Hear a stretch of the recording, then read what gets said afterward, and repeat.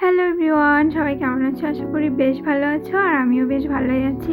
তো অনেক দিন পর তোমাদের সাথে মিনি ব্লগ শেয়ার করছি। এখন তো সেরকমভাবে কোনো ভিডিও তোমাদের সাথে শেয়ার করা হয় না। তো বেশ কিছুদিন আগে কোনো এক রবিবারে বিকালে গিয়েছিলাম বরের সঙ্গে কোচবিহার সাগরদিঘির পাড়ে ঘুরতে।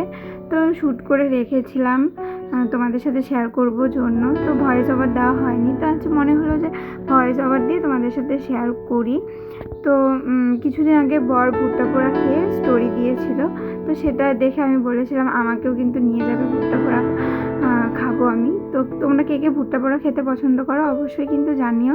আমার কিন্তু বেশ ভালোই লাগে, তো প্রত্যেক বছরেই খাওয়া হয়, তো এবছরও আর বাদ যায়নি। তো বর বললো যে ঠিক আছে নিয়ে যাব। তো রবিবার যেহেতু বরের ছুটি থাকে, তো বললো চলো ঝটপট রেডি হো। বিকালের দিকে ঝটপট রেডি হয়ে চলে এসেছি ভুট্টা পোড়া খেতে।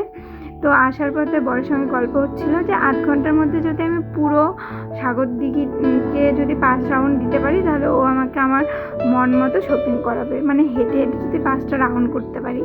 তো আমি তো 1 রাউন্ড করেই হাঁপিয়ে গেছিলাম, আমার পক্ষে আর সম্ভব হয়নি।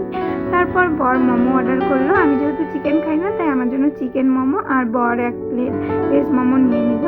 তারপর একটু দুজনে হাঁটছিলাম। তারপর বর বললো যে চলো ফুচকা খাই। তো প্রথম দিকে আমি খেতেই চাচ্ছিলাম না, তারপর বললো চলো 5টা করে খাবো।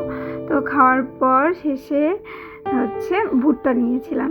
একটা ভুট্টা নিলেই হয়তো হয়ে যেত, কারণ ভুট্টাটা বেশ বড়ই ছিল। তো দুটো নিয়েছিলাম দুজনেই, কিন্তু কেউই পুরোটা খেতে পারিনি। আমি তো অর্ধেকেরও অর্ধেক খেতে পারিনি, অল্প একটু খেয়েই আর পাচ্ছিলাম না, তো নষ্ট হয়ে গেছিলো। এই আর কি, একটা নিলেই হয়তো হয়ে যেত। তো আমাদের কিন্তু আজকে বিকালে কোচবিহার আসার মেন উদ্দেশ্য ছিল সাগরদিঘির পাড়ে ভুট্টা পোড়া খাবো আর মিতালিতে মাটন বিরিয়ানি খাবো। যেহেতু এত কিছু খাওয়ার পর আর খেতে পারবো না জন্য, তাই আর কি মাটন বিরিয়ানিটা বাড়ির জন্য নিয়ে এসেছিলাম। আর আসার পথে বাবা মায়ের জন্য জিলাপিও নিয়ে এসেছিলাম, আর দুজন মিলে